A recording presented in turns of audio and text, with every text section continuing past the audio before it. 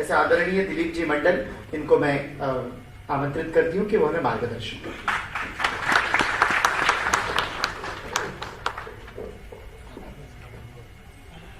Thank you. जय भीम। सबसे पहले तो आप सबका बहुत बहुत धन्यवाद, और स्पेशली यंग टर्क सुजात का धन्यवाद कि उन्होंने मुझे इस प्रोग्राम के लिए बुलाया। और जब उन्होंने फोन मुझे किया तब तक सुजात नेशनल लेवल पर हेडलाइन बन चुके थे, और अपने वो हनुमान चालीसा वाले स्टेटमेंट की वजह से पूरे देश में उनकी चर्चा हो रही थी। और ऐसे समय में जब सुजात ने कहा कि आना है तो फिर आना है, हम नहीं कर सकते हैं, ऐसे आदमी कैसे नहीं कर सकते, पूरा देश इस बारे में बात कर रहा है। खैर, तो शुरू से ही शुरू करते हैं, और नए लोग मंच पर हैं उन सबका बहुत अभिनंदन। और नीचे जो लोग बैठे हैं उसमें जयवीर पवार साहब, अंजलि मैम और बहुत सारे लोग परिचित भी हैं और महत्वपूर्ण लोग हैं। आप सबका बहुत बहुत धन्यवाद कि आप मुझे सुन रहे हैं। तो जैसा कि मैंने कहा कि शुरू से ही शुरू करते हैं। मैं जब संपादक और पत्रकार एडवोकेट प्रकाश अंबेडकर को देखता हूं तो संपादक और पत्रकार प्रकाश अंबेडकर मतलब नेता, स्टेट्समैन, पॉलिसी मेकर प्रकाश अंबेडकर नहीं, एक दूसरे रूप में भी प्रकाश अंबेडकर को जब मैं देखता हूं तो मैं सीधा एक जैसे टाइम लाइन में बैठा दो और उल्टा घुमा दो घड़ी को तो लगभग 32 साल पहले मैं पहुंच जाता हूं। टर्बुलेंट 1990s, बहुत कुछ हो रहा था 1990s में। राम मंदिर का ताला खुल चुका था, लिबरलाइजेशन का प्रोसेस शुरू हो गया था, वीपी सिंह की सरकार बन चुकी थी, मंडल कमीशन आ रहा था,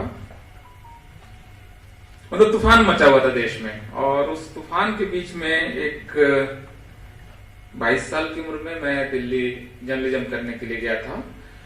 और उस समय जो भारतीय राजनीति में कुछ बहुत चमकते हुए चेहरे थे जिनका की पॉलिसीज पर, देश को चलाने पर बहुत ज्यादा इम्पैक्ट हो रहा था, बहुत सारी चीजें जिनकी वजह से हो रही थी, जो कुछ प्रोसेसेस के पार्ट थे, उसमें कई सारे नाम थे।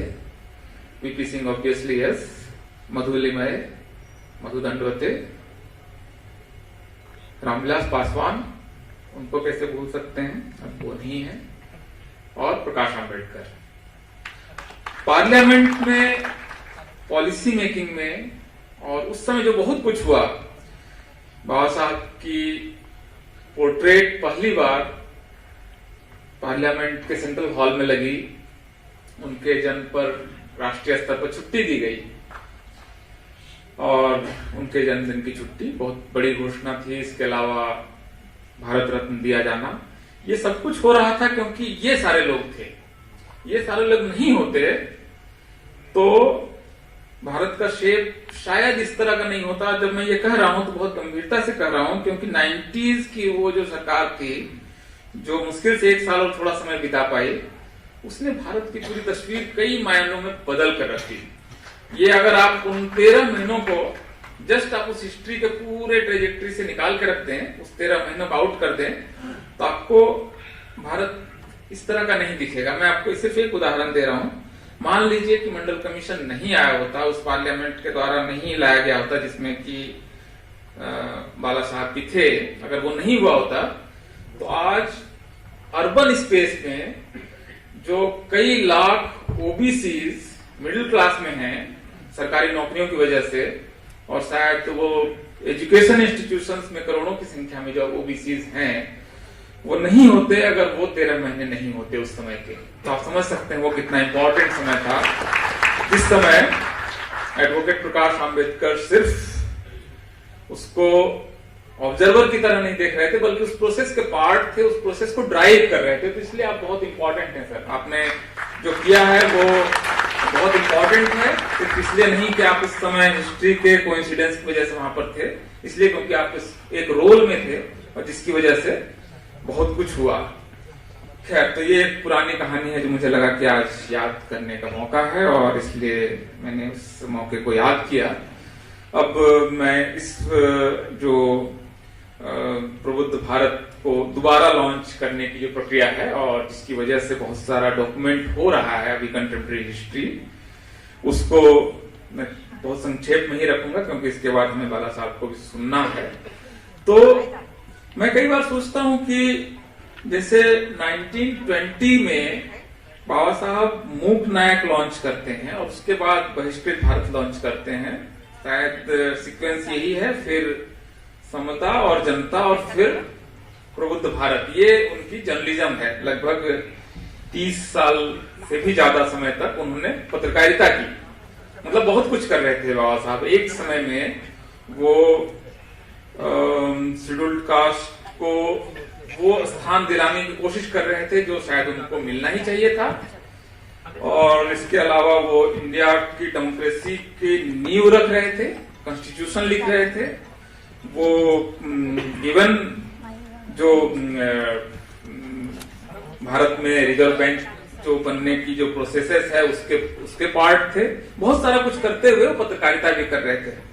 तो मैं सिर्फ ये सोचता हूं कि एक व्यक्ति अपने पूरे जीवन के शुरुआती समय में मूक नायक और बहिष्कृत भारत निकालता है और वही व्यक्ति आगे चलकर जनता, समता और प्रबुद्ध भारत निकालता है। आप देखिए इसके सिमियोटिक्स देखिए, इन शब्दों के मायने देखिए और वो क्या कर रहे थे। यही मैं असल में इस पूरे अपने डिलिब्रेशन का कोर मेरी जो थीसिस है वो ये है कि बाबा साहब को अगर आप समझना चाहते हैं तो इस ट्रेजेक्टरी को समझिए कि मूक नायक टू बहिष्कृत भारत टू जनता, समता और प्रबुद्ध भारत। तो एक्चुअली बाबा साहब क्या कर रहे थे अगर आप देखेंगे 90s में वो क्या कर रहे थे, सॉरी 1920s में क्या कर रहे थे और 1940s एंड 50s में क्या कर रहे थे, इससे आपको ये पता चलेगा कि वो जो नाम वो रख रहे थे अपने जर्नल्स का, अपनी मैगजीन्स का, अपने पत्रिकाओं का, वो ऐसे ही नहीं था कि मन किया मैंने नाम रख दिया मूक नायक, फिर मेरा मन किया मैंने नाम रख दिया प्रबुद्ध भारत। इतना सिंपल नहीं है। बाबा साहब को जो प्रैग्मेटिक बाबा साहब हैं, जो देवी के स्टूडेंट बाबा साहब हैं, वो अपना नाम इतने हल्के में मेरा मन किया इसलिए मैंने एक नाम रख दिया, ये इतना सिंपल नहीं है। वो क्या कर रहे थे दरअसल, इसको देखने के लिए मैं आपको एक बुक सजेस्ट करूंगा। जो लोग आप जिनकी पढ़ने में दिलचस्पी हो वो बाबा साहब पर एक किताब लिखी है क्रिस्टोफ जेफरले ने, और वो किताब हिंदी में भी अवेलेबल है, मराठी में आई है कि नहीं मुझे पता नहीं। तो क्रिस्टोफ जेफरले की बुक है, बाबा साहब की संक्षिप्त जीवनी है, लाइफ हिस्ट्री है, लेकिन वो बाबा साहब की बदलती स्ट्रेटजीज पर है कि बाबा साहब बदलते समय के साथ अपनी स्ट्रेटजीज कैसे बदल रहे थे। जो 1920s में बाबा साहब कर रहे थे वो 1940s में बाबा साहब नहीं कर रहे थे। इसलिए कोई आदमी अगर ये कहे कि बाबा साहब 1920s एंड 30s में टेम्पल एंट्री मूवमेंट कर रहे थे, इसलिए 2020 में हमें टेम्पल एंट्री मूवमेंट करना चाहिए, ये बाबा साहब की रॉन्ग रीडिंग होगी। बाबा साहब को गलत तरीके से पढ़ना होगा। अगर कोई ये कहे कि बाबा साहब मंदिर जाने के लिए कह रहे थे, हम सबको मंदिर जाना चाहिए, जो कि कई बार कई पॉलिटिकल पार्टी इस समय भी कर रही है, इवन सीपीएम भी कर रही है। तमिलनाडु में उन्होंने टेम्पल एंट्री मूवमेंट चला रखा है। ये बाबा साहब की गलत रीडिंग है। बाबा साहब जिस समय टेम्पल एंट्री की मूवमेंट चला रहे थे, बाबा साहब सिर्फ एक लक्ष्य हासिल करने की कोशिश कर रहे थे। वो ब्रिटिशर्स के साथ एक नेगोशिएशन में थे और ये बताने की कोशिश कर रहे थे कि शेड्यूल्ड कास्ट जो है वो हिंदू रिलीजियस जो सीट्स हैं वहां उनको एंट्री भी नहीं मिल रही है, तो वो हिंदू नहीं है। इस वजह से हमें अलग माना जाए और हमें वही राइट्स मिले जो माइनॉरिटीज को मिलते हैं। ये बाबा साहब शेड्यूल्ड कास्ट के लिए राइट्स लेने के लिए temple entry movement as strategy practice कर रहे थे। क्योंकि आप देखेंगे कालाराम मंदिर मूवमेंट के बाद फिर कभी उन्होंने मंदिर एंट्री का मूवमेंट नहीं चलाया। तो बाबा साहब को अगर आपको समझना है तो बाबा साहब को उस यात्रा को समझना पड़ेगा और लगातार अपनी स्ट्रेटजी को बदलते जा रहे हैं। किसी समय वो कांग्रेस से लड़ रहे हैं, लेकिन किसी समय उसी कांग्रेस के बुलावे पर कंस्टिट्यूएंट असेंबली का पार्ट भी बन रहे हैं। अब कोई कह सकता है कि बाबा साहब कांग्रेस से नाराज हैं, वो किताब लिख रहे हैं कि कांग्रेस ने अछूतों के साथ क्या किया, गांधी के साथ भिड़ रहे हैं और लगभग वो कुश्ती की तरह की लड़ाइयां लड़ रहे हैं। हु आर अनटचेबल से लेकर एनालिसिस ऑफ कास्ट में वो कांग्रेस को क्रिटिक कर रहे हैं, लेकिन उसी कांग्रेस के कैबिनेट में भी जा रहे हैं और उससे पहले कॉन्स्टिट्यूशन भी लिख रहे हैं। तो बाबा साहब क्या कर रहे हैं दरअसल, लेकिन वो यही है कि वो अलग अलग समय में अलग अलग काम कर रहे हैं। इसलिए बाबा साहब को अगर कोई एक टुकड़ा, एक कोटेशन निकालकर बीजेपी आजकल करती है कि 2 लाइन निकालकर वो पार्टीशन पर जो उनकी थीसिस है थॉट्स ऑन पाकिस्तान, वहां से 2 लाइन निकालकर वो साबित कर सकते हैं कि मुसलमान के विरोधी थे। इसी तरह से किसी डिबेट से 2 लाइन निकालकर बाबा साहब को कह देंगे कि ये शेड्यूल ट्राइब के विरोधी थे। लेकिन किसी व्यक्ति को अगर आपको देखना है तो उसको कंप्लीट पिक्चर में देखें, कोलाज का एक टुकड़ा निकाल लें और बोले कि ये पूरी जो तस्वीर है इसका ये कोना जो काला है इसलिए पूरी तस्वीर काली है। ये अगर करेंगे तो बाबा साहब की रॉन्ग रीडिंग होगी।